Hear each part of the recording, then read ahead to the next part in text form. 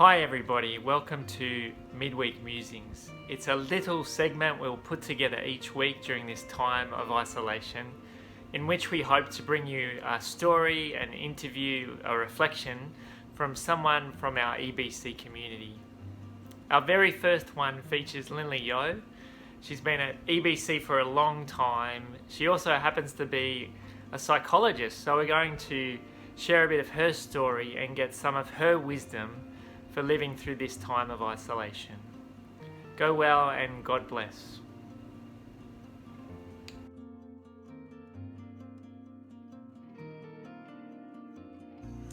So my name's Linley and I'm married to Matt. We have 3 little girls who are 8, 5 and nearly 3. My husband Matt's been involved at EBC since probably he was about 8 or 9 years old, I guess, so he's grown up in the church. But for myself, I've been there, I think it's about 15 years now. So my background professionally is I'm a psychologist, and educational and developmental psychology is the area I've been trained in.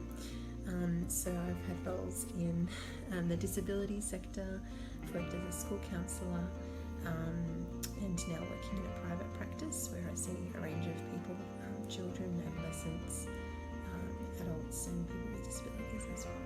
So that's the professional side of things, but then on the home front, obviously I'm a mother, so that involves all of the stuff that goes along with that, like doing homework, or right now trying to do online schooling, toilet training, sorting out fights, returning lost library books, all of that sort of stuff, and then also trying to maintain my relationship with my husband, so that it's more than just, did you pay the credit card?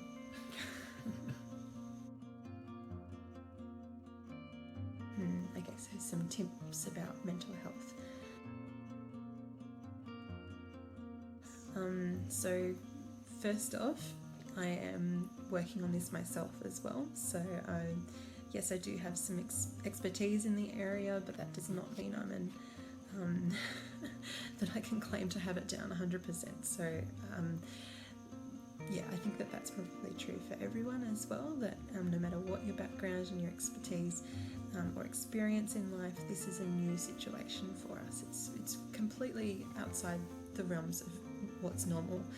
So perhaps that is the first tip, just to recognise that this is weird and you're going to experience a whole range of different emotions. Sometimes you'll feel fine, you'll feel like you're on top of everything and it's all cool and cruisy.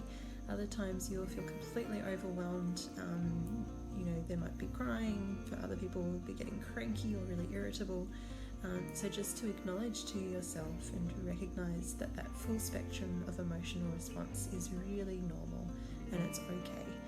Just because you have a strong emotional reaction doesn't mean you're going to feel like that forever. It'll come for a while, a bit like a visitor, and then it will pass. So that's okay. So just recognising it's alright to have those different emotions. A couple of other ones. One would be, and again I'm really needing to speak this to myself as well, just that we need to slow the pace, that this is not business as usual, this is not normal life for us, and the amount of things that we have been doing, or the kind of volume of work that we put out, or the number of activities that we can cram into our week, it's just, I don't think it's sustainable realistically at the moment. We need to slow down. And if that means we make a point of getting out of the house and going for a walk each day, if it means that we actually sit quietly and drink a cup of tea or coffee, those different things, just slowing down, are going to be really helpful. 2 others. One would be really tying into what Dan was saying in the sermon on Sunday. So thinking about, where are we fixing our attention? Are we fixing it on what is seen about the current situation in the world? Are we overdosing on the news? Yes, it's important that we know what's going on and we're not kind of sticking our heads in the sand, but at the same time, if we're dwelling on the news and focusing on those things that are going to make us anxious or depressed or worried, it's not actually going to help us all that much. And what we need to be doing is to limit that. Keep it in bite-sized chunks if you can, just the essentials. And for me, and I know for many people that share this faith, then focusing on Jesus. So fixing our eyes on what is unseen is actually what's going to fill us up and give us the hope and the strength that we need to get through.